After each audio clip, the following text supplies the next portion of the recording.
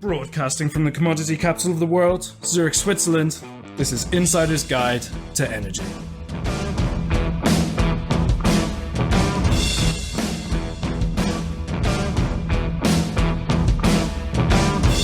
This edition to Insider's Guide to Energy is brought to you by Fidectis. Go to www.fidectis.com for more information.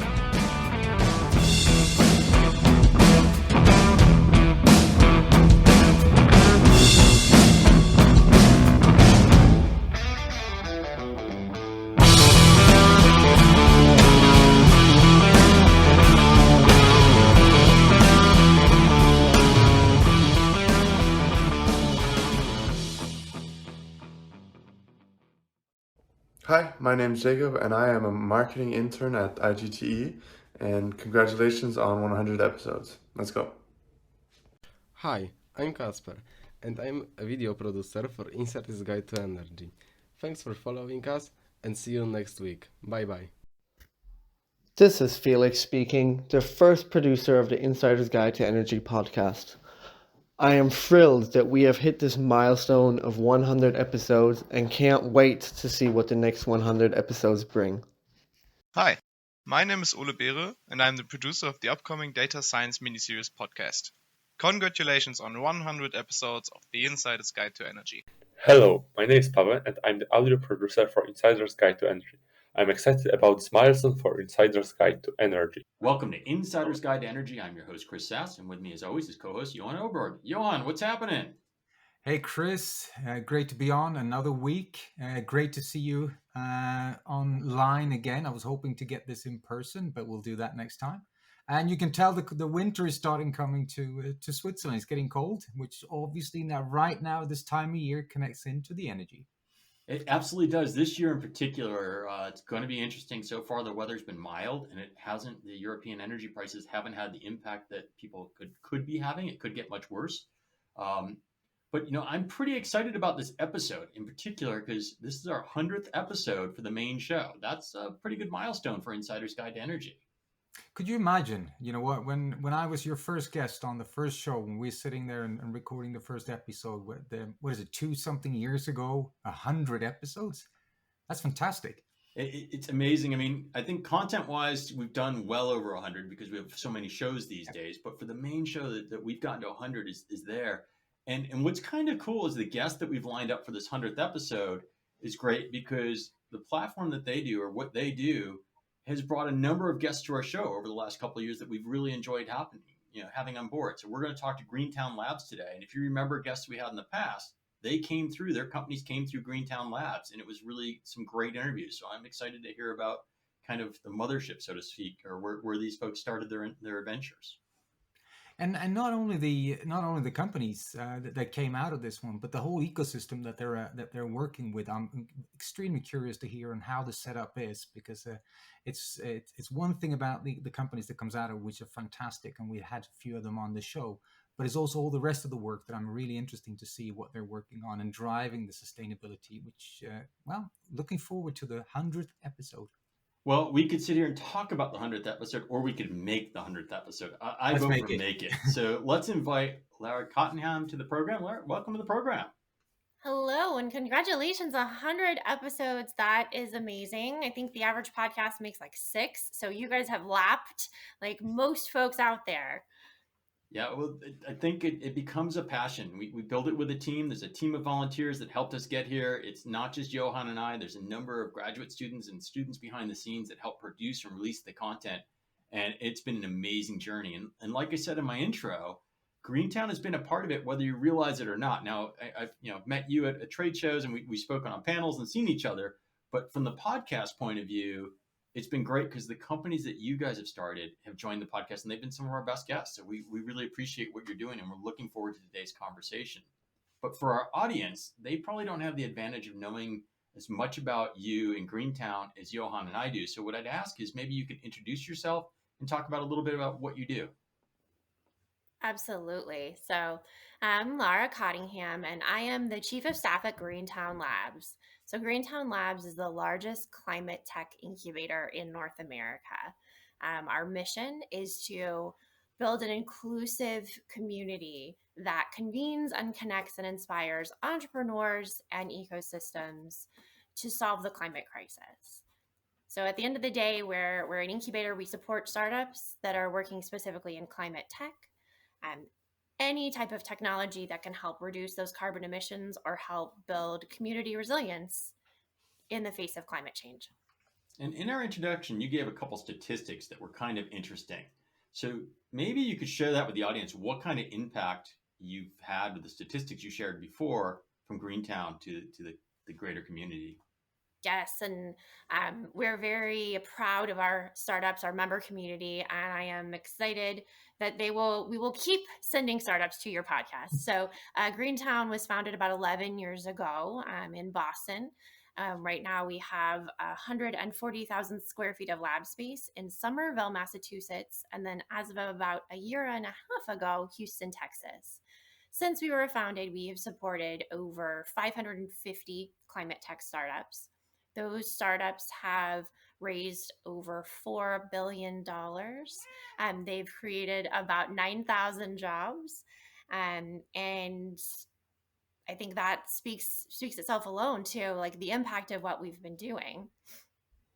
So one of the things you mentioned, you started off in Massachusetts. You're not in Massachusetts, if I understand it correctly. You're in Houston, Texas. We had a few guests coming on from Texas. Being the European on the call, maybe you can help me understand a little bit or share a little bit of light. Why is so much happening in Houston when it comes to this energy transition?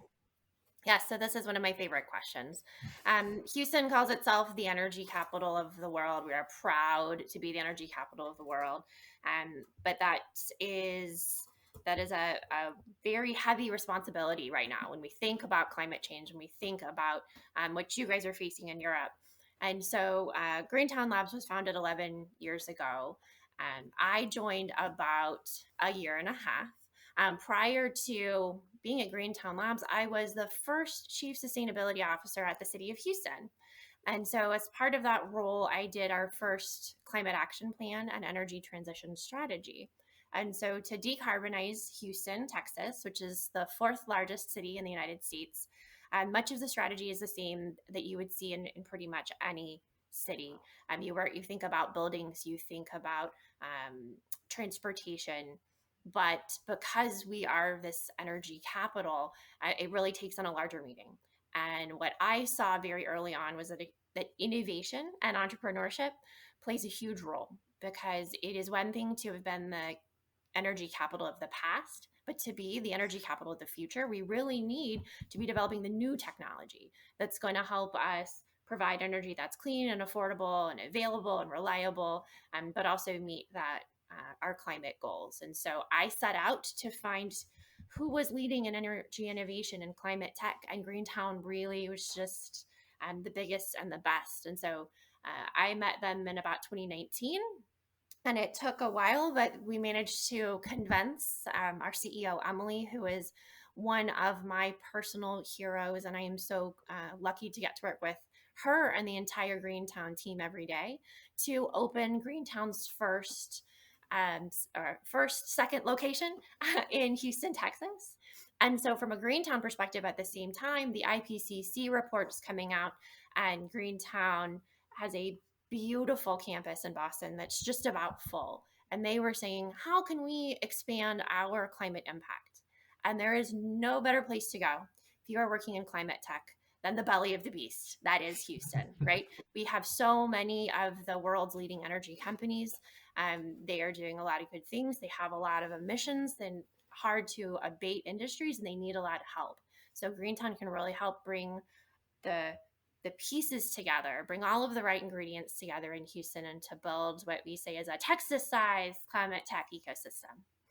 So Greentown, you have two locations. You have the Houston location.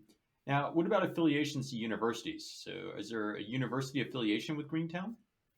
So universities play a huge role in the ecosystem that we talk about around innovation and entrepreneurship. That the reason Greentown was founded, and this is a bit interesting for folks who know about incubators and accelerators and about all of the different types of programs in the United States and internationally. Greentown's a bit unique because we were founded by entrepreneurs for entrepreneurs. They were coming out of MIT and the amazing universities in Boston, and they needed a place to go. They couldn't stay in the university lab. Property was expensive. They're using a lot of power, a lot of chemicals, things you don't want folks doing in a garage or in a dorm room. And so that's how Greentown was founded. Here in Texas, we have some of the biggest universities in the country. If you think about the University of Texas, if you think about the University of Houston, Rice University, Texas A&M, Prairie View A&M, there are so many. And so that's one of the things I'm working on at Greentown is how do we get all of our universities involved? How do we get those future leaders interested in climate tech? So one of the things I'm always curious about, I'm a big fan of these ecosystems. I'm a big believer that you won't be able, back in the days, you could do it on your own through your corporations and through a limited number. Same as the energy, it was one producer and one source kind of a thing. This is changing. But the one thing that I came across when I did a lot of work in ecosystem were the challenges between the startup community, the educational or the academia, and the corporates. So how do you balance this? Because timelines are different, inputs is different, there's politics and not politics. And as kind of you guys sitting in the middle of this, how do you balance all this? So it is definitely a balance. And I also want to just go back to what you said, that it's not something anyone can do alone, right? That when you think about climate change, like being the biggest challenge that we're facing, everyone has a role to play. Everyone being, if you are a middle school student or if you are a multinational corporation and everything in between. And so Greentown, we are member driven. We want to help our startups be as successful as they possibly can be, get that technology out there, raise money, but get it to the communities that need it most. And so what we found along the way is we have to spend a lot of time ecosystem building, because that is what helps our members. And that means universities, because that's where the new startups are going to come from, but that's also where there's ongoing technological research happening. One of the biggest challenges startups face is talent, right? That you may have a great founder, but to scale their company, they need to bring in a lot of new employees. And then you've got the corporate side. And so when we're talking about climate tech, and I'll talk a little bit about that too, we look at hardest to decarbonize industries. So that's buildings, that's transportation, that's manufacturing, that's agriculture, that's energy and power, and then community resilience. Most of those industries are not B2C, so they're not selling technology to you and me. They need a corporate partner that's going to invest, that's going to buy their product, it's going to buy their company.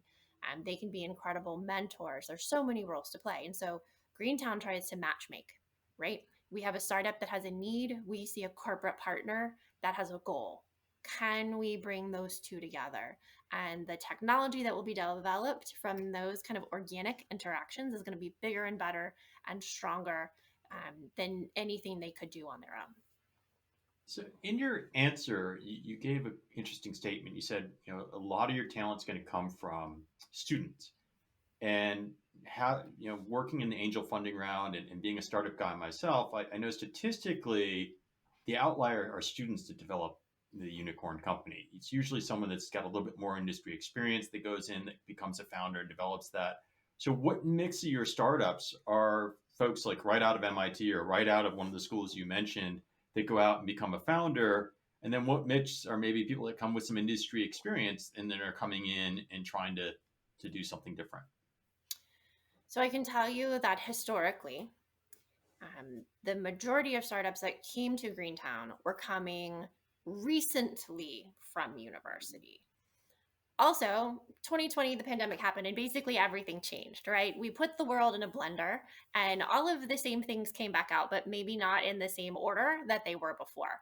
And so using Texas as a really good example and a bit of a proxy for the energy industry as a whole, we're now seeing startups, like you said, who are on their second or third career, and maybe they have industry experience like several decades, and for any number of reasons, now is the time that they are breaking out on their own. They're taking that knowledge and expertise that they've had um, to create new technology to improve on what they've been doing. We see a lot of traditional oil and gas technology that's being applied to renewables, it's being applied to climate tech. And so I think also with a lot of like tech layoffs and like everything, they're going to see a lot of cross pollination that is different. Different is good. Sometimes we think different is bad. No, actually, that kind of diversity will make the climate tech industry stronger. So in terms of the, if I understand it right, we have an engineer. I'll put it as an engineer. Look a little bit of from the energy industry, and you have somewhere an investor that they're looking for, and sometimes there's a direct match. You will find it through your A rounds or through different forums in terms of where you go to get your money.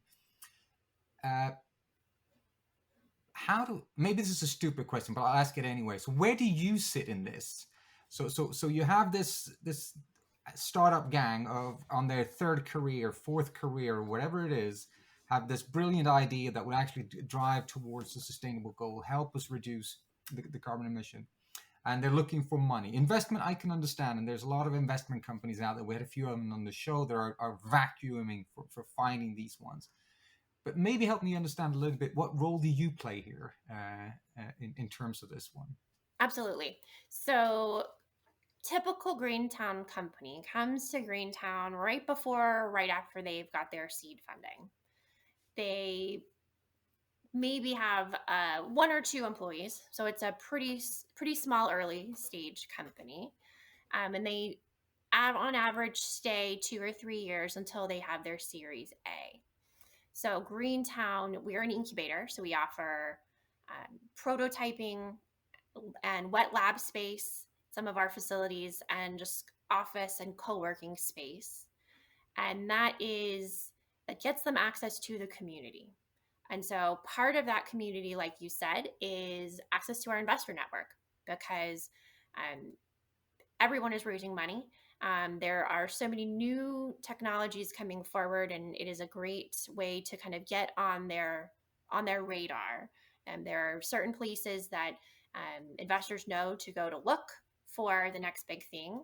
And Greentown has an amazing brand that is very strong, and so people just automatically like associate it with a lot of up and coming climate tech companies, and we have a lot of them. So today we have over 200 companies across Boston and Houston. We also offer just general programming to help those startups build their company. So for the folks who are coming right out of school, they have incredible technology that they're developing, but they've probably not hired a lot of people before, right? There's just kind of general ABCs of how you start a company and how you build that. Greentown can help with access to IP and patent attorneys, help with practicing your pitch deck, helping with just an incredible amount of networking nationally, internationally, locally, helping bring those mentors and corporate partners together. We have an incredible amount of events. If you guys ever need somewhere to go and you find yourself in Boston and Houston, and all of your listeners, like, please come to Greentown. We truly take that convene and connect and inspire in our mission very seriously. And so you get kind of managed chaos, right? Collisions happening left and right. And that's, like you were saying, that that's how you make that first and that second connection that can be so important to build your business. You mentioned that you have 200 companies. Maybe you could share a little bit of the range and the type of interesting success stories or types of companies or technologies that have come through the labs that you're willing to share with us and our audience. So, energy centric. So I get all the clean tech, but let's see if some of the energy companies are things that have done some innovative things in energy that maybe have gone through or recently, or ones that you can talk about that are going through. I've only been here a tiny part of Greentown's history, right? So the companies that I would point to that are maybe maybe you all have heard of. Form Energy is pretty famous, of Greentown company. I think they just raised I don't want to say the number in case I get it wrong, very, very large next round, and they're doing amazing things.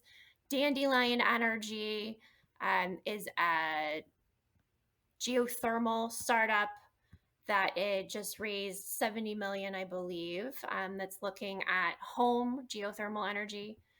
We have startups that are in just about anything that is good, and I hesitate to try to point out too many names because we have 200 of them and I don't want to leave anyone out. We have a lot of companies that are in any type of battery storage, any type of long duration storage. We have flywheel and iron and zinc based. We have an entire program around low carbon hydrogen. Hydrogen is very popular in a community like Houston, but also with the federal hydrogen hub competition that's happening at cities all across the United States are looking into hydrogen. We have a lot of interest around carbon tech. So carbon capture is another buzzword right now, though it's been around for a long time. But everyone kind of has settled upon the idea that we must capture the carbon that we are emitting right now as quickly as possible. Can we sequester it all? Perhaps, but also are there other ways to use that carbon that would be helpful in the meantime? So you see a lot of companies in that space. Some of the companies that I think are most interesting that people don't think about is because it's not all energy. Agriculture. Agriculture is a huge area of sustainable agriculture. How can we reduce emissions but create food? We have companies that are working to make plant-based milk chocolate. That it's the holidays, and one of the things everybody likes to do, or at least I like to do, is eat as much chocolate as possible. And the milk fats is what makes milk chocolate tasty. And so if you can find a way to replicate that in a more sustainable manner. We have a company called Bucha Bio that is making clothing material out of kombucha. Now, I am not an engineer, and I will preface this with that that's like a gross oversimplification of what they do, and that it gives you a good idea of the breadth and the depth of the type of companies that we're working with. And then how does one become a member company? And do you have a committee that decides what makes my battery technology worthy of Greentown, or which makes me as a founder worthy of Greentown? So we have a very intricate and I will say purposely, intentionally, like labor intensive selection process, because part of Greentown's brand and part of what makes us successful is that we help de-risk new technology. And that starts from day one, from the interview process. And that we have an entire kind of committee structure, and we go through a lot of interviews with companies and founders to make sure that they are the right fit for that community. We make sure that the company isn't like you and your brother or your sister or your wife or your children, that you have employees, because that will ultimately probably cause trouble down the road. We make sure that you have raised funding. You're not completely self-funded. We make sure that your technology is valid. Now, we don't go through and try to do your carbon calculations for you, although that's something that might be coming. But we do like a gut check to make sure that the technology is sound.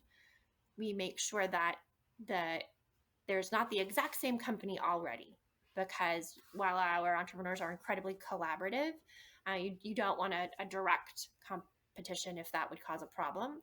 And that doesn't happen very often. And the only times I can think of, the companies have been okay with it. That maybe they aren't in the same location, maybe they aren't right next door to each other, but they benefit from being in a place that is known as one of the locations that specializes in that type of technology. So if I move a little bit to the ecosystem, I'm coming back to the ecosystem time and time again. So that's kind of where I go. But obviously, there's a number of things. We went through the academia, we went through the startups, but we also have a big part of this one, as you mentioned, as well as the investors. And we've had a few of the investors that are very clear, maybe a smaller shop or very driven towards sustainability investments. But coming out of Houston, and not just where you are today, but also your background in the city of Houston, how do you see investments from, let's call it the traditional industry of energy in Houston, which is obviously, even as a European, one of the biggest ones with your oil and gas? And how much of they are involved in this transformation, or are they not? It is a transformation, like you said. We call it the energy transition. It is not a light switch, right? So the good news is there is more interest in climate tech right now than ever before. So we mentioned that Greentown companies have raised about $4 billion, and if about half of that came from last year alone, tells you just like also Greentown is growing very quickly, but the interest from the investment community around climate tech. In terms of the location of where the funding is coming from, it is a dance and it is ongoing, and it is hard to really pinpoint why, because it does come down to like that investor's individual thesis and then the technology that they're looking for and where that company is located. When you look at Houston has an incredible amount of capital that is waiting to get into the energy transition. There are some great investors in Houston that are incredibly climate focused already, but there's more work to be done. That we see that maybe the very early stage investors are more used to other things, that climate tech is still new to them. Houston also has an incredibly robust like medical innovation and biotech community, and so that is a bit more common sometimes. And so there's investor education that needs to happen.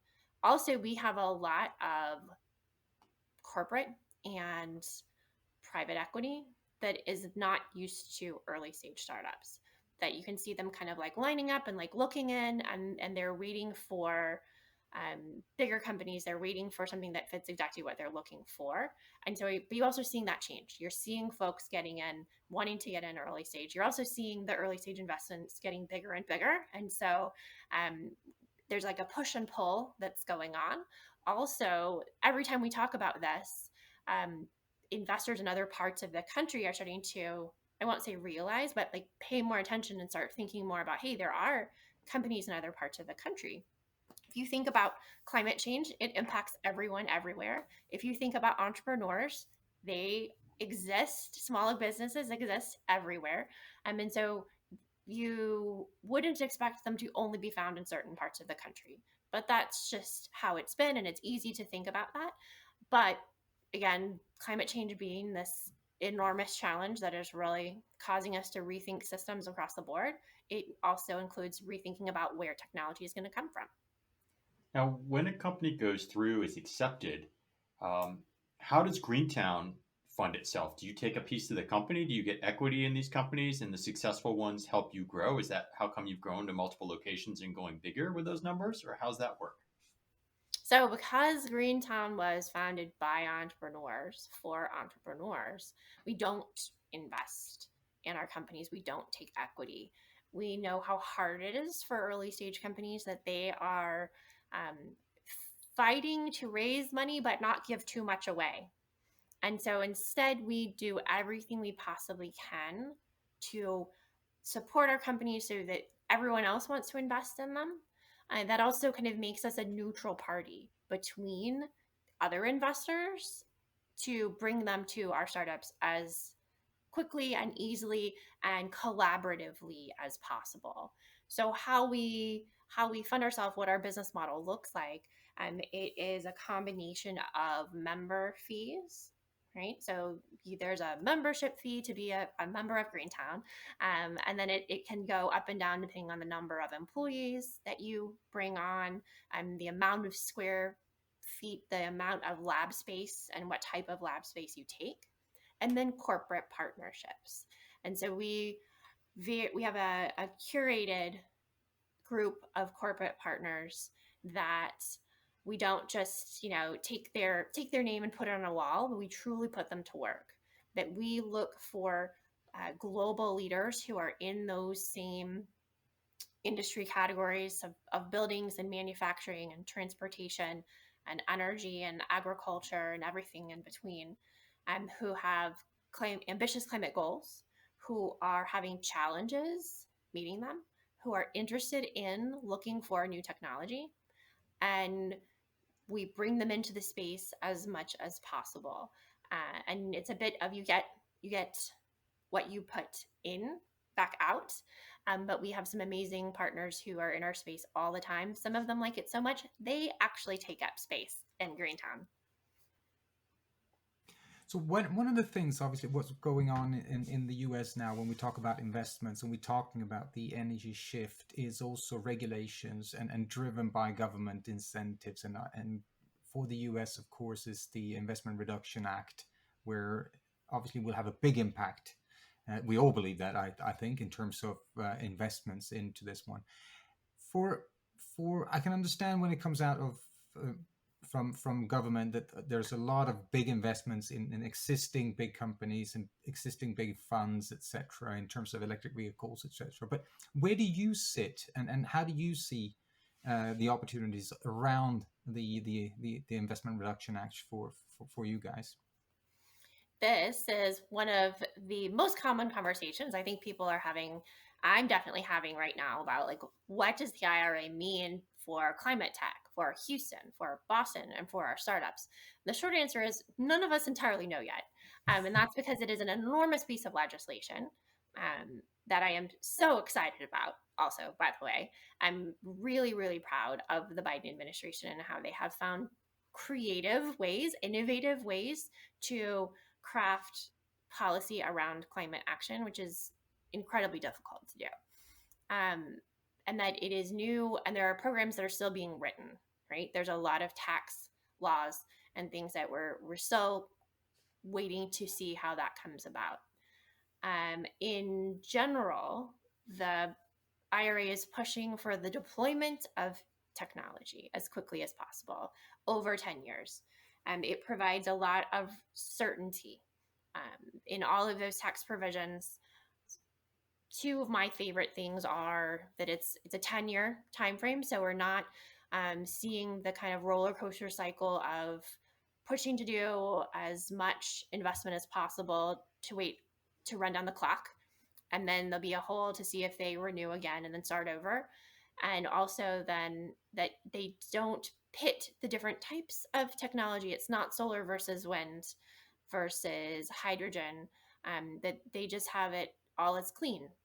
And that is beautiful because we are all in this together, and you don't want to be robbing Peter to pay Paul. Kind of like we want to have this feeling that we're all working toward an energy transition together.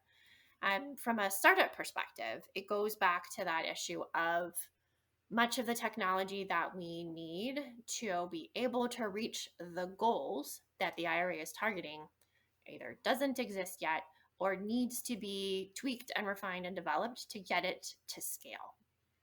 And so it's a huge signal to those corporate players that are best suited to really take advantage of those mega tax incentives, that they need to have the best technology. And if they don't have it yet, where are they going and how are they making sure that it fits? So I guess what comes to mind to me is I totally get the legislation. I agree. It's exciting times, and I think it is transformative, at least in North America, what will happen. We talk about hydrogen and other emerging technologies to make them viable at scale. But at the same time, we're going through an economy and there's inflation like people haven't seen. I've heard that getting deal size and tickets written is getting harder for some. There's still plenty of deals getting done at certain size. Larger ones, I think, are still getting done. Some of the smaller deals I'm hearing is getting a little harder for energy startups. How's that from your perspective and the companies in your ecosystem? How are they dealing with the current economy, and how is funding going for companies that want to do energy tech today? So that is definitely a concern, and it is on everybody's radar. It's something you see in the newspaper every day. But it is not something that we are seeing happening at Greentown companies yet. And that's a bit just the nature of deals that are in play right now versus what companies are planning for next year and the year after that and the year after that. And that it is incredibly inspiring, and I hope this sticks, is that climate tech seems to be the thing, the light at the end of the tunnel where everything else is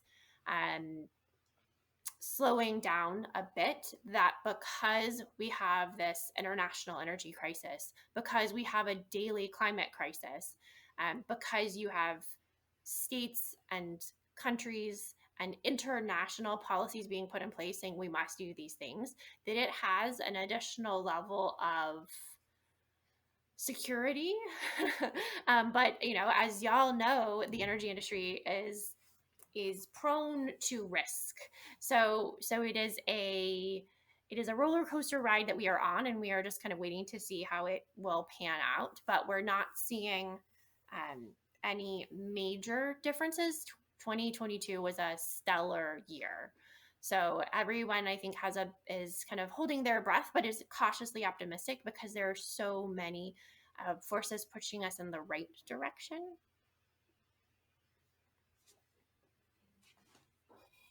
I guess that comes a little bit also with what we discussed on the IRA in terms of it might be in the perfect, if it could be a perfect one, but a perfect timing of this once it's starting to get rolled out, because you have the money coming in no matter what. So it not only boosting the energy transition, but actually starting to do that when you come into a recession. So hopefully, I certainly hope so, that will actually help the fundings to drive this.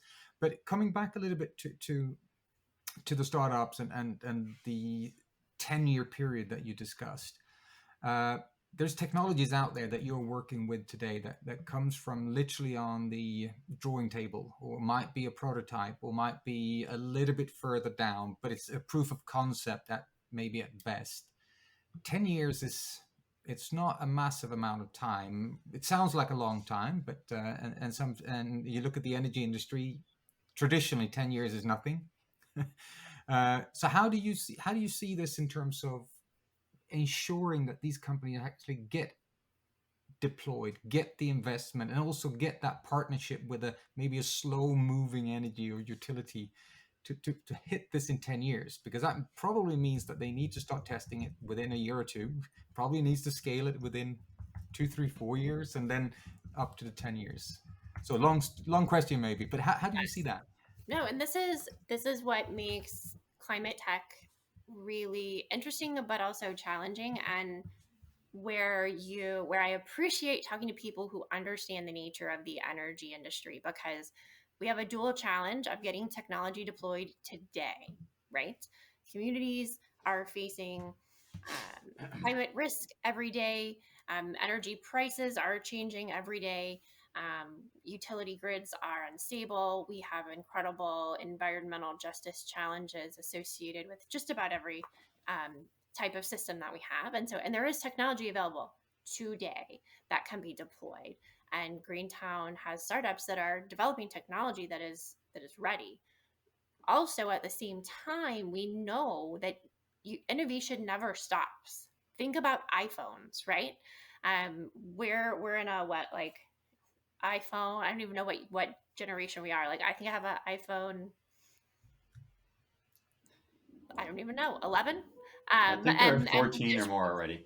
Yeah, okay. I think that I had so many generations before, and we're going to have so many to come. And that the iPhone 2, like, nobody uses today, but was incredibly important in making whatever kind of iPhone I have now, and the 20 more iPhones that I will have in my future. And so we have to also be supporting the companies that are just starting out, that are, if you think about it in the terms of the difference between innovation and invention, right?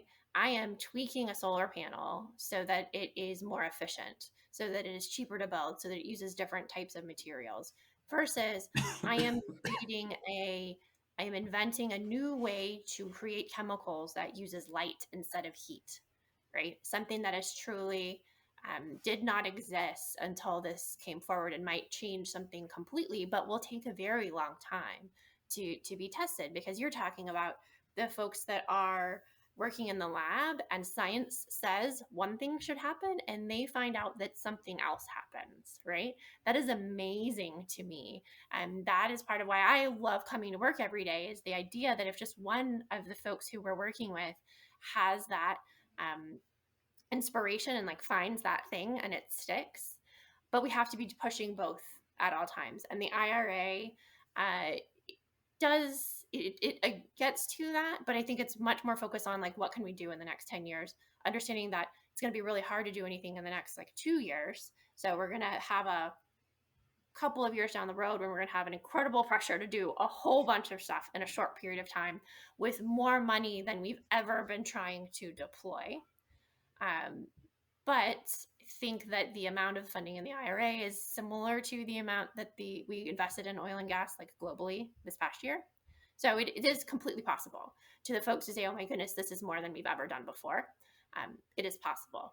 The other thing that really helps startups is the IRA has what I call like triple Scrabble word score. So there are lots of things that you can qualify for, and one of them can be if you're an energy community. The other can be if you use local labor and workforce and trades trade skills and different types of community programs and Justice 40. And so that really helps entrepreneurs and small businesses who can maybe they're partnering with a corporation, but they help meet those goals. And there are a lot of energy communities, Houston is one of them, that are going to become prime spots for innovation because we have all of those ecosystem components that we were talking about.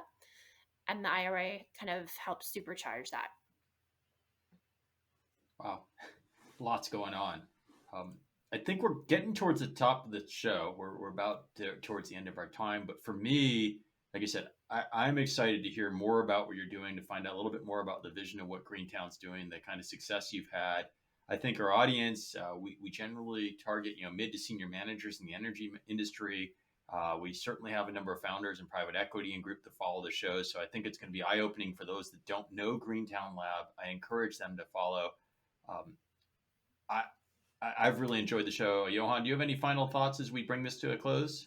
No, I likewise. I thought it was a really interesting discussion. But maybe, if I may, a last little question. I have a notebook here of more questions, but one more.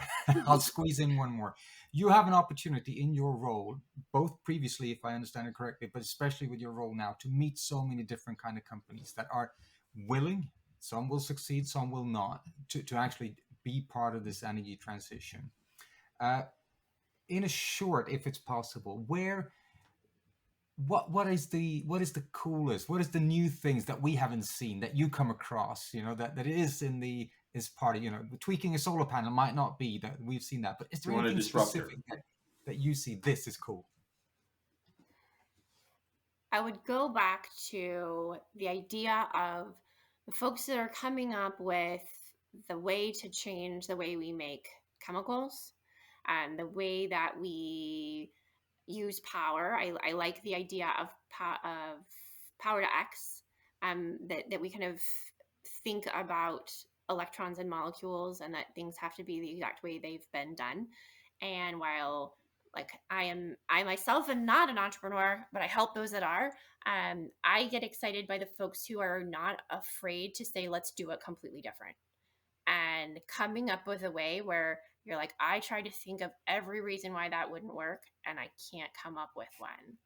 And so we have some companies, and there are some technologies out there that are really turning things upside down and saying, what if we didn't have to have mega refineries like we do in Houston, which is something that, as a Houstonian who has worked on the city and the community side of things, that my heart is in it to make our communities safer, but also have clean and affordable and reliable power at the same time.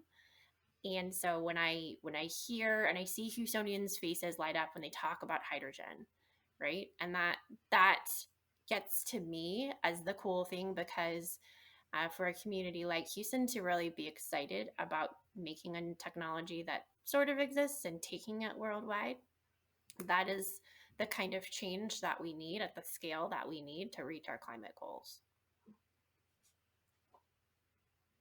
I thought that was a brilliant answer. Thanks for having you. Thanks for coming on the show, Lara. Well, thank you so much, and congratulations on your 100th episode. And to our audience, we hope you've enjoyed this episode as much as we had. Doing this first 100 episodes has been a great start to Insider's Guide to Energy. We enjoyed the content. We hope you do. If you do, please subscribe, follow us, forward us on to friends, and don't forget to like us. And we look forward to speaking to you again next week. Bye-bye.